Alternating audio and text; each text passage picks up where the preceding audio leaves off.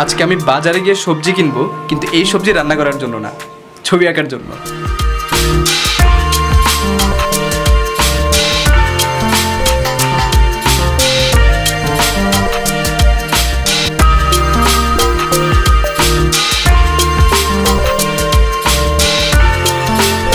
দেখলেন আমি বাজার ঘাটে করতে পারি।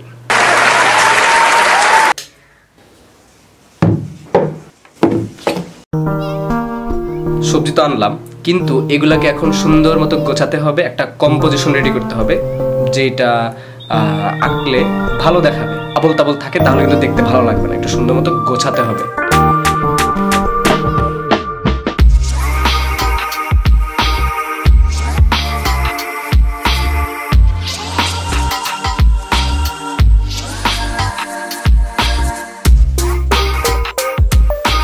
সবজি নিয়ে প্রথমে বাসায় ঢোকার পর আম্মুর রিয়াকশন ছিল যে, আরে আমি দুপুরবেলা সব রান্না করে ফেলছি, এখন এই সবজি কেন আনতে গেছিস?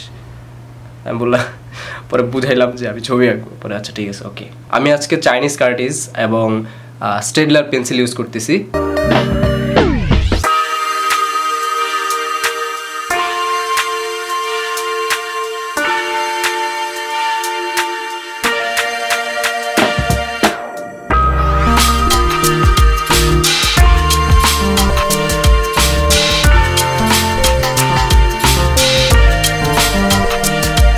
এইগুলা কালার দেখে মনে হচ্ছে এখানে ওয়াটার কালার বা অ্যাক্রিলিক কালার করলে কিন্তু সেই দেখাইতো, ঠিক না?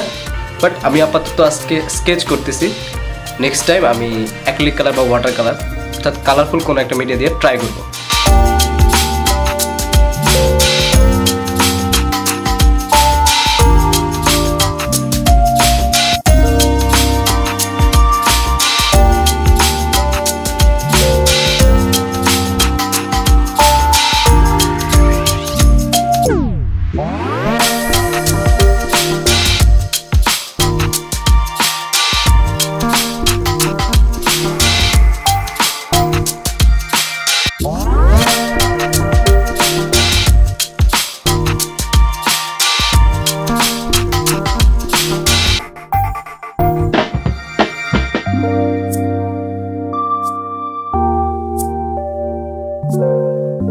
তো ফাইনালি ড্রয়িংটা ডান। Enjoy the review.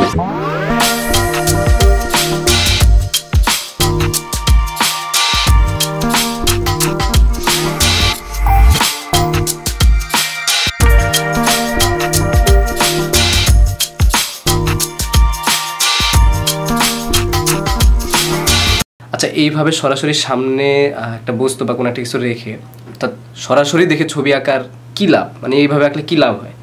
দেখেন এখানে কিন্তু আপনি একদম ন্যাচারাল কালারটা দেখতে পাচ্ছেন, নিজের চোখে দেখতে পারতেছেন, ঠিক আছে? সেই অনুযায়ী আপনি আপনার যে নলেজটা সেটা আপনি আপনার ড্রয়িংয়ে অ্যাপ্লাই করতে পারতেছেন। এই যে একটা জিনিস চোখে দেখা আর ফোনের স্ক্রিনে দেখার এভাবে সামনে দেখার মধ্যে একটু তফাৎ আছে, হ্যাঁ, এটা আমরা অনেকেই বুঝি না। কিন্তু আপনি একটা জিনিস একটা ফোনে একে ট্রাই করে দেখেন আর এভাবে সামনে একটা জিনিস একে ট্রাই করে দেখেন। আমাদের বাসায় তো হাঁড়ি পাতিল অনেক কিছুই থাকে, একটা বোতল রাখতে পারেন আপনি, কিন্তু একটু সামনে রেখে দেখেন যে মাপ নেওয়ার যে বিষয়টা, কালারের যে বিষয়টা, পার্সপেক্টিভ, এই জিনিসগুলো একটু সামনাসামনি ভালো হয়। তো আজকের ভিডিওটা কেমন লাগলো অবশ্যই আমাকে কমেন্টে জানিয়ে দিবেন। সবার সাথে দেখা হচ্ছে নেক্সট ভিডিওতে। সবাই ভালো থাকবেন, টাটা।